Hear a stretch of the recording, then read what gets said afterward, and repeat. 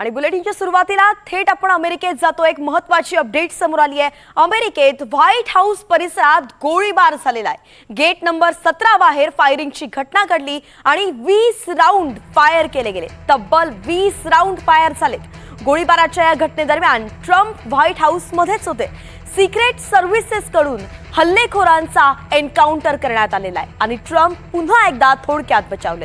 अत्यंत मोठी बातमी आपण पाहतोय। व्हाईट हाऊस परिसरामध्ये गोळीबार झालेला आहे। गेट नंबर 17 बाहेर फायरिंगची घटना घडली आणि या फायरिंग दरम्यान 20 राऊंड फायर केले गेले आणि सगळ्यात महत्त्वाचं म्हणजे यावेळी डोनाल्ड ट्रम्प हे व्हाईट हाऊस मध्येच होते।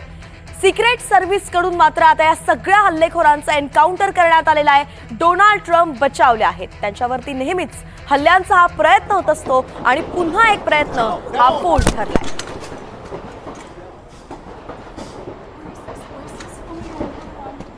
अधिकची अपडेट आपले प्रतिनिधी रामराजे शिंदे यांच्याकडनं घेऊयात। रामराजे, सविस्तर माहिती द्याल की कशा पद्धतीने हल्ला झाला, कोण हल्लेखोर होते आणि एन्काउंटर कसा झालाय?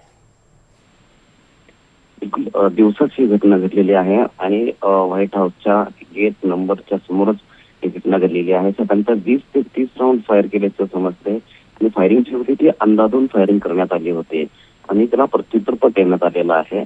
आणि या सगळ्या एन्काउंटर मध्ये आणखी एका सामान्यांचा तिथे मृत्यू झाल्याची माहिती मिळालेली आहे।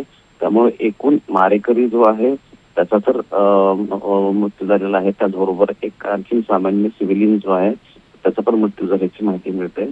आणि आता तपास चालू आहे की नेमका हा कोण होता हल्लेखोर मारेकरी आणि कशा पद्धतीने त्याचं इंटेन्शन काय होतं। आपल्याला माहित आहे की इवांका ट्रम्प इवांका मारण्याची धमकी आली होती, तिच्यावर सुद्धा हल्ला करण्याचा प्रयत्न झाला होता।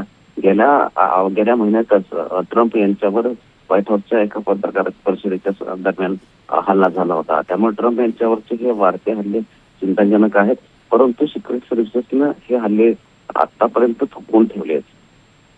अर्थातच रामराजे, धन्यवाद सविस्तर माहितीसाठी। एकंदरीतच एक हल्लेखोर होता आणि त्याचाही एन्काउंटर झालेला आहे।